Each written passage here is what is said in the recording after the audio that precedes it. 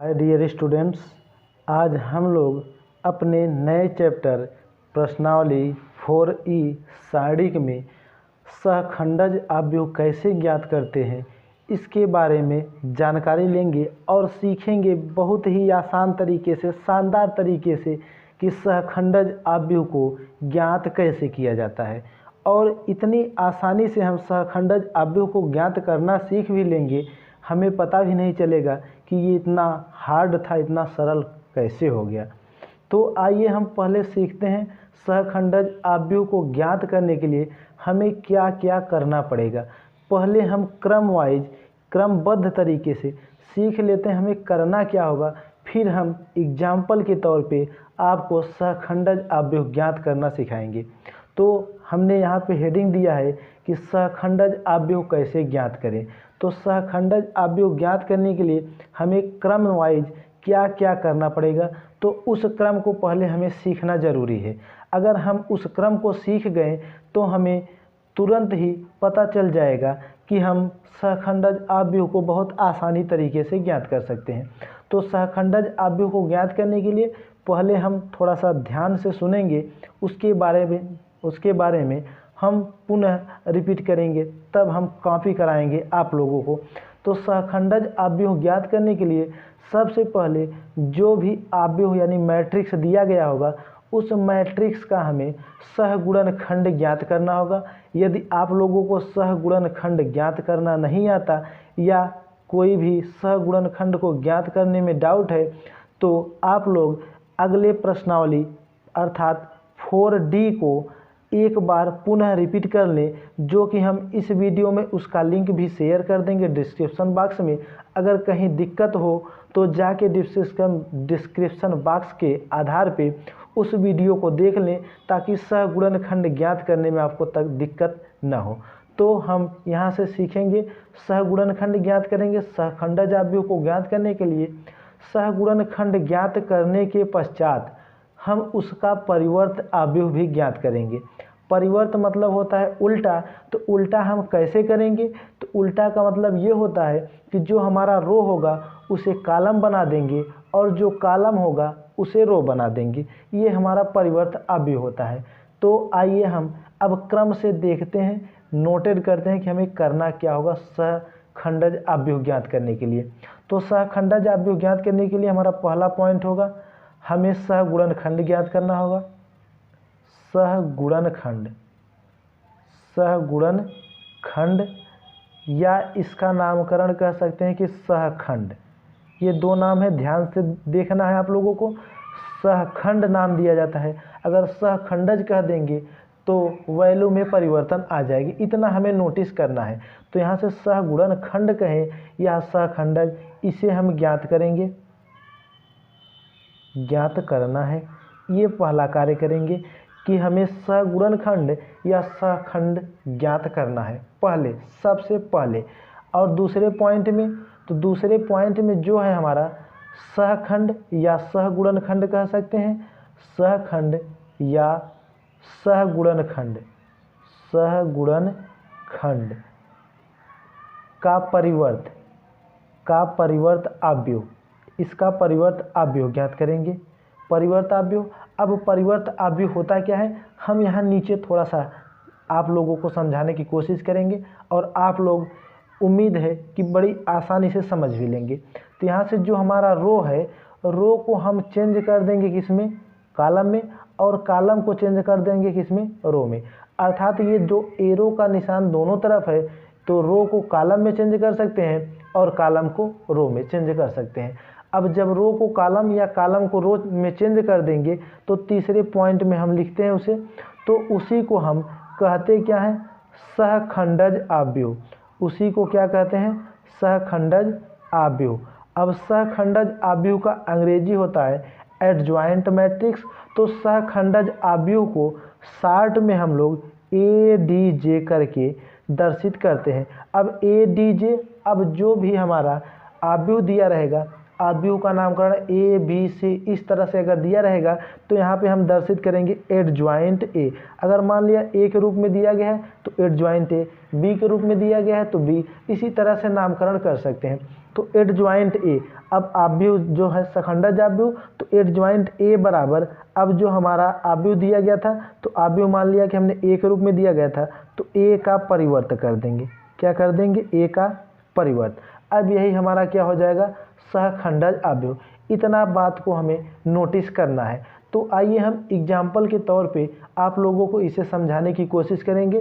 तो एग्जाम्पल के तौर पे पहले हम इसमें दो कोटि वाले आव्यूह को लेके सॉल्व करना सीखेंगे, जिसमें हमारे कोटि दो होंगे, अर्थात रो भी दो और कॉलम भी दो होंगे। तो दो कॉलम वाले और दो रो वाले को दो कोटि के आव्यूह, या तो फिर अगर सारणिक पढ़ें तो सारणिक में, तो ये हम आव्यूह पढ़ें तो ये दो कोटि के आव्यूह होंगे। तो इसे सॉल्व करना सीखते हैं। तो जैसे कि हम क्वेश्चन नंबर ले रहे हैं, कोई भी क्वेश्चन एक ले रहे हैं एग्जाम्पल के तौर पे, तो यहाँ से अगर हमने ले लिया क्वेश्चन को कि यदि ए बराबर, जो कि कैपिटल है, यदि ए बराबर हमारा आव्यूह दिया गया है, मान लेते हैं यहाँ पे ये अल्फ़ा हो गया और ये बीटा और ये गामा और ये यहाँ से हमारा क्या हो गया? लैम्डा। इस तरह से हमने एक आव्यूह ले लिया। अब आव्यूह तो ले लिया, अब इसका हमें कह रहा है ज्ञात करने के लिए क्या?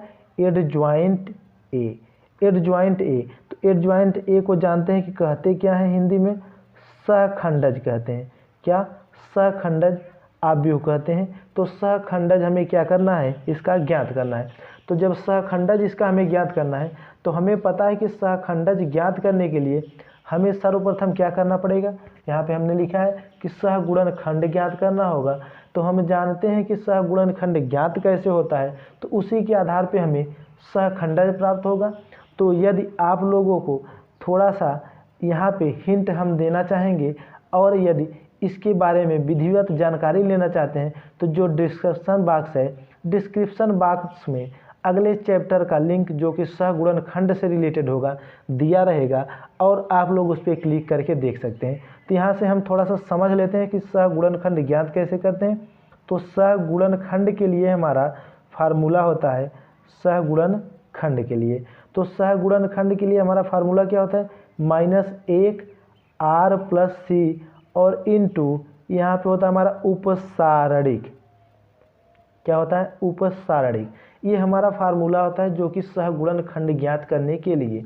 अब सहगुणनखंड ज्ञात करने के लिए जब हमारा फार्मूला इस तरह से दिया है तो सहगुणनखंड ज्ञात करेंगे।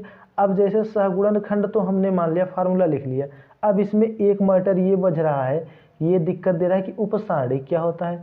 तो उपसारणिक को भी हम सीख लेंगे और सहगुणनखंड को।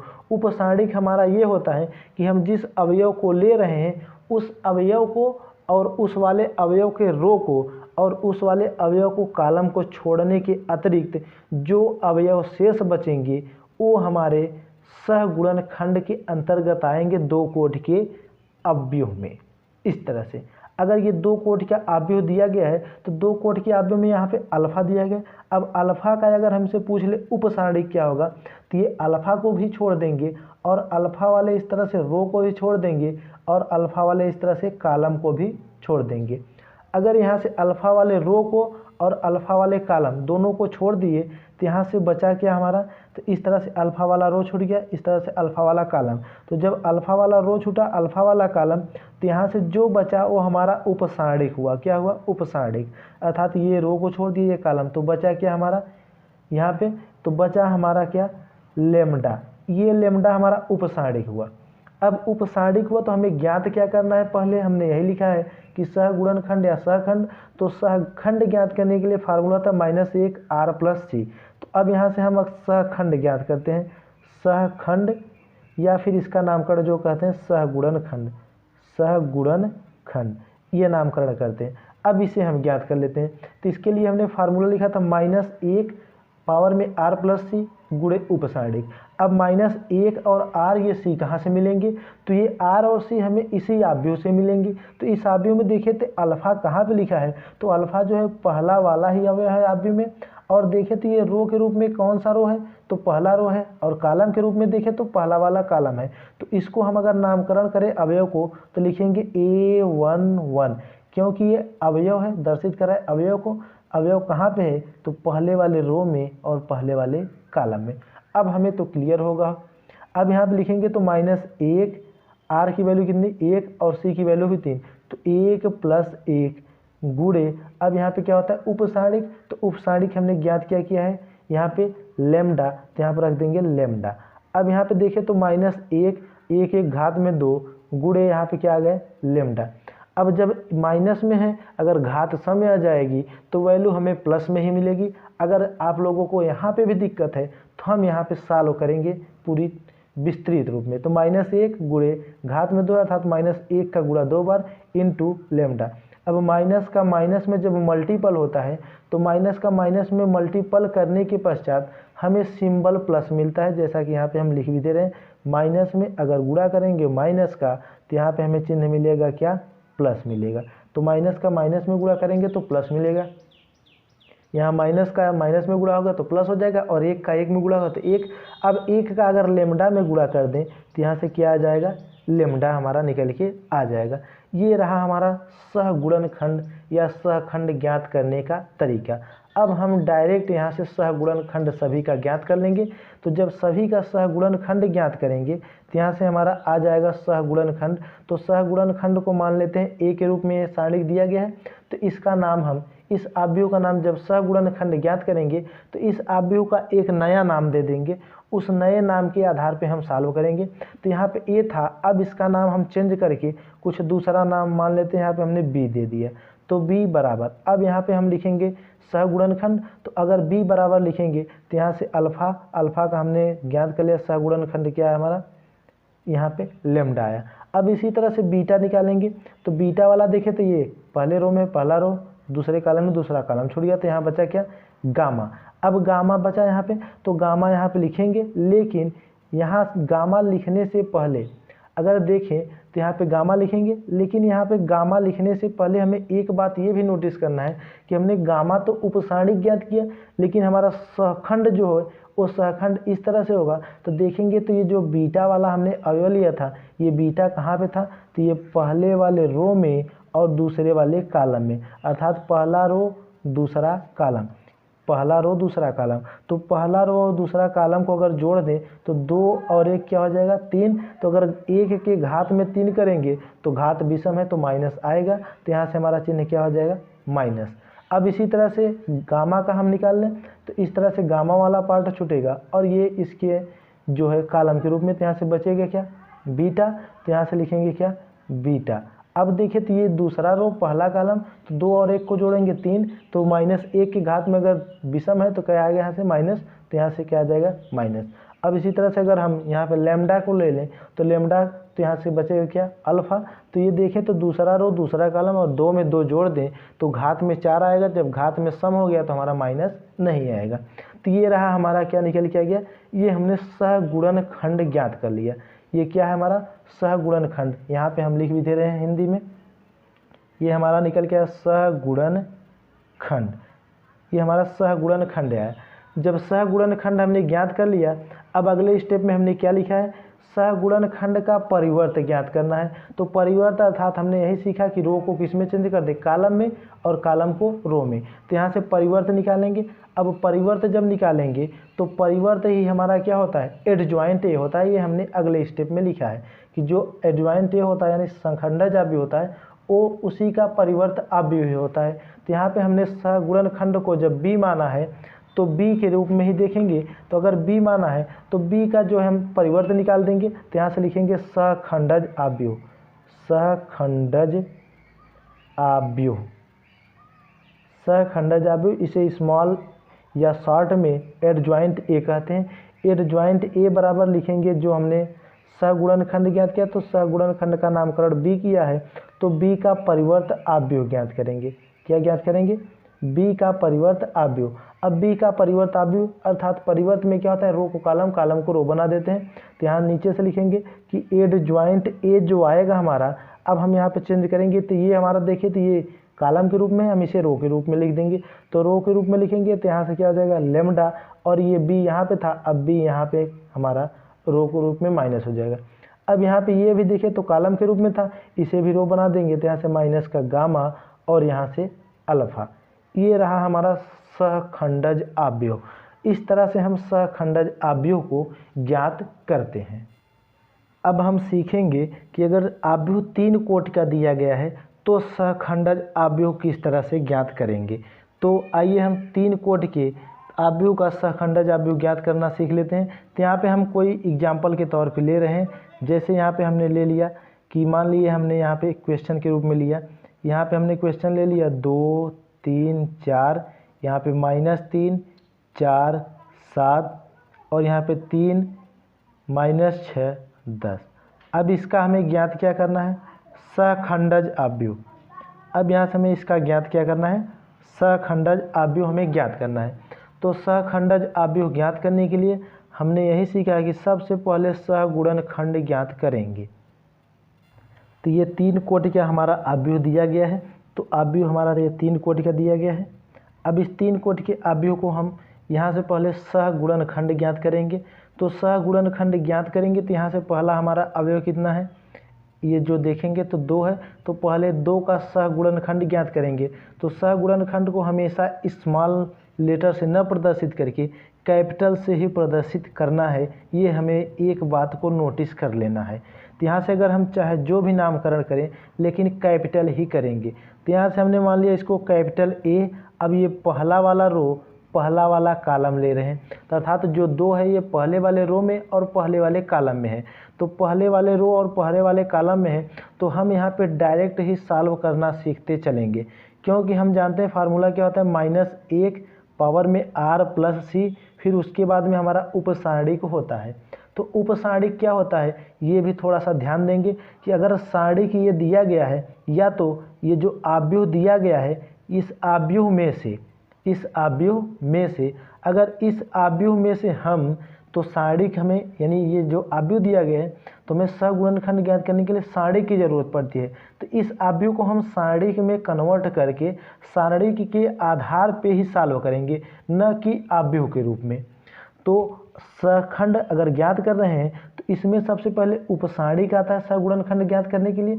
तो सहगुणनखंड ज्ञात करने के लिए उपसारणिक क्या होता है, तो ये जो हमारे सारणिक रूप में दिया गया है इसमें से कुछ अवयवों को अगर हटा देंगे तो जो शेष अवयव बचते हैं वो हमारे उपसारणिक होते हैं। जैसे यहाँ पे मान लिया ये हमारे सारणिक के रूप में दिया गया है, हमने इस तरह से ये रो वाले और ये कॉलम वाले अवयव को हटा दिया तो ये 4 7 -6 10 बचा। तो यही हमारा उपसारणिक होता है। तो यहाँ से a11 ज्ञात करेंगे तो -1 पावर में r प्लस सी करेंगे तो r की वैल्यू 1 और c की वैल्यू भी 1। तो 1 में 1 जोड़ देंगे तो क्या होगा 2। तो इसकी घात जब सम आ जाएगी तो यहाँ पे चिन्ह हमारा प्लस होगा। तो यहाँ पे हम डायरेक्ट ही लिखेंगे a11 यानी प्लस चिन्ह यहाँ पे यूज नहीं करेंगे। अब यहाँ पे सारणिक तो पहले वाले रो को छोड़ेंगे पहले वाले कॉलम को, तो बचेगा 4 7 -6 और 10। अब इसे सॉल्व कर देंगे सारणिक के रूप में।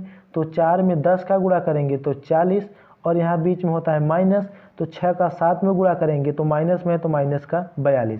अब यहाँ पे सॉल्व कर देंगे तो 40 ये माइनस का माइनस में गुणा के प्लस 42। अब टोटल अगर सॉल्व कर देंगे ऐड कर देंगे तो यहाँ से क्या आ जाएगा 82। 40 और 42 82। अब इसी तरह से हम a12 ज्ञात कर लेंगे। तो a12 जब ज्ञात करेंगे तो देखिए 2 और 1 3, तो यहाँ पे घात विषम होगा तो यहाँ चिन्ह क्या आ जाएगा माइनस। तो यहाँ से माइनस लगा देंगे। अब पहला रो दूसरा कॉलम, ये पहला रो दूसरा कॉलम छोड़ देंगे तो बचेगा माइनस का 3 7 और यहाँ से बचेगा 3 और यहाँ से 10। इसे सॉल्व करेंगे तो 10 3 30 यानी माइनस है तो माइनस का 30 और यहाँ पे फिर बीच में करेंगे माइनस 7 3 21। अब इसे सॉल्व कर लेंगे तो यहाँ से आ जाएगा कितना, यहाँ से देखें तो ये इसके पहले भी माइनस चिन्ह यहाँ पे हम लगाए थे माइनस यहाँ पे, तो यहाँ से आ जाएगा माइनस और ये माइनस में 51। तो माइनस का माइनस में गुणा हो जाएगा तो क्या हो जाएगा प्लस, तो यहाँ से आ जाएगा 51। अब इसी तरह से हम a13 ज्ञात करेंगे। a13 अब a13 तो 3 और 1 4, तो यानी घात हमारी सम है तो यहाँ से हमें चिन्ह प्लस ही मिलेगा। तो यहाँ a13 ज्ञात करेंगे तो बचेगा -3 और ये 4 3 और यहाँ पे -6। अब इसे सॉल्व कर लेते हैं तो 6 3 18 माइनस का माइनस में गुणा होकर क्या हो जाएगा प्लस, तो 6 3 18 माइनस 4 3 12। अब यहाँ से सॉल्व कर देंगे तो आ जाएगा 6। अब इसी तरह से हम ज्ञात करेंगे a21, सॉरी यहाँ पे कैपिटल ही लिखना है तो यहाँ पे कैपिटल ही सभी को लिखना है। a21 ज्ञात करेंगे तो a21 ज्ञात करने के लिए अब देखें तो यहाँ पे 2 और 1 क्या है 3, तो ये विषम है तो यहाँ चिन्ह क्या आएगा माइनस। a21 ज्ञात करेंगे तो यहाँ से बचेगा कितना हमारा 3 4 माइनस 6 और 10। अब इसे सॉल्व कर देंगे तो यहाँ पहले से ही माइनस है तो माइनस, और 3 का 10 में गुणा होगा तो यहाँ से आ जाएगा 30, और यहाँ से माइनस 6 का 4 में गुणा होगा तो माइनस का 24, और बीच में माइनस पहले से ही रहता है तो माइनस माइनस से क्या हो जाएगा प्लस। अब इसे सॉल्व कर देंगे तो जुट के 54 हो जाएगा, आगे माइनस है तो यानी माइनस का 54। अब इसी तरह से A22 को ज्ञात करेंगे तो 2 2 4, तो यहाँ पे हमारा चिन्ह माइनस न आके प्लस ही आएगा। तो A22 में अवयव बचेगा कितना हमारा 2 4, और यहाँ से बचेगा 3 और 10। तो इसे सॉल्व करेंगे तो 2 दाम में 20 माइनस 4 तिहाई 12। अब इसे सॉल्व करेंगे तो यहाँ से 8 आ जाएगा। अब यहाँ से ज्ञात कर लेंगे A23, तो A23 देखिए 2 और 1 3, 5 विषम है तो चिन्ह माइनस आ जाएगा। तो A23 आएगा हमारा क्या 2 3 3 माइनस 6। सॉल्व कर लेंगे तो 6 दूनी माइनस का 12, और पहले से ही माइनस है तो ब्रैकेट लगा के हम माइनस लिख देंगे। फिर यहाँ पे माइनस 3 त्रिक का 9। अगर यहाँ पे देखें तो ये भी माइनस ये माइनस जुट के कितना हो जाएगा माइनस का 21। अब इस माइनस में गुणा होगा तो यहाँ से आ जाएगा प्लस का 21। अब इसी तरह से हम तीसरे रो और पहले वाले कॉलम को अर्थात A3 को ज्ञात करेंगे। तो A3 अगर जोड़े तो 3 1 4 सम है तो हमारा माइनस नहीं आएगा। तो A31 अगर ज्ञात कर रहे हैं तो यहाँ से अवयव हमारा आएगा 3 4 4 और 7। जैसा कि हम डायरेक्ट ही अब कर रहे हैं, आप लोग क्वेश्चन को देखते हुए उसी तरह से ज्ञात करना जैसा कि हमने पहले सिखाया है। तो अब यहाँ से ज्ञात करेंगे तो यहाँ से आ जाएगा 7 चौके, अगर देखें तो 7 त्रिक 21 माइनस 4 चौके लेते हैं तो A32 बराबर, अब देखें तो A32 3 2 5 ये विषम है तो चिन्ह माइनस आ जाएगा। तो यहाँ से अवयव बचेगा 2 4 माइनस 3 7। तो इसे सॉल्व करेंगे तो माइनस पहले से ही है तो 7 दूनी 14, और ये माइनस का गुणा होगा तो माइनस आएगा, और यहाँ माइनस पहले से ही होता तो यहाँ से हो जाएगा प्लस। अब यहाँ से देखेंगे तो सॉल्व करके तो माइनस का 26 आएगा। अब यहाँ से A33 ज्ञात कर लेते हैं। तो A33 तो 3 और 3 6, तो यहाँ पे हमारा घात जो है 6 यानी सम हो जा रहा है। तो जब घात सम हो जा रहा है तो यहाँ पे हमारा प्लस में ही आएगा। तो A33 वाला अवयव देखते हैं हमारा बचेगा कितना। तो A33 वाला अवयव हमारा 2 3 माइनस 3 और 4। अब इसे सॉल्व कर लेंगे तो 4 दूनी 8, ये माइनस पहले से ही है तो माइनस का 9 होगा, और यहाँ पहले से ही माइनस होता है तो यहाँ से प्लस हो जाएगा बराबर। यहाँ सॉल्व कर लेंगे तो कितना आ जाएगा 17। अब यहाँ से हमें जो है सहखंड जो है सहखंड कह सकता है, गुणनखंड को हम b से प्रदर्शित कर दें तो b बराबर इसे लिखेंगे आव्यूह के रूप में। तो आव्यूह के रूप में लिखेंगे जैसे हमने क्रम से निकाला तो उसी तरह से क्रम से पूरे मान को लिख दे रहे हैं। तो हमने क्रम से निकाला है तो क्रम से मान को लिख दे रहे हैं, जैसा कि आप लोगों ने भी देखा। तो यहाँ से हम क्रम से टोटली मान को लिख दिए इस तरह से, जो कि ये हमने निकाल के रखा था। तो इस तरह से हमने टोटल मान को रख दिया। अब सहखंडज ज्ञात करने के लिए इसका अपवर्त करते हैं तो यहाँ से लिखेंगे एडज्वाइंट ए बराबर, एडज्वाइंट ए सहखंडज होता है। अब इसका परिवर्त कर देंगे तो रो को कॉलम, कॉलम को रो, तो यहाँ से लिख देंगे कितना आ जाएगा 82, और ये वाला हमारा रो है, सॉरी ये कॉलम है तो ये रो बन जाएगा तो माइनस का 54, फिर यहाँ पे 5, फिर यहाँ पे 51, और ये 8, ये माइनस का 26, और ये रहा 6, और ये 21, और ये 17। इस तरह से ये हमारा रहा क्या एडज्वाइंट ए सहखंड। आई होप आप लोगों को सहखंडज आव्यूह ज्ञात करना अब आ गया होगा। तो अगले वाले भाग में अब हम लोग अपने प्रश्नावली 4E को स्टार्ट करेंगे, जिसमें बारी बारी से एक एक क्वेश्चन को सॉल्व करेंगे। यदि आप लोग चैनल पर नए हैं तो कृपया सब्सक्राइब करना न भूलें। Thanks for watching.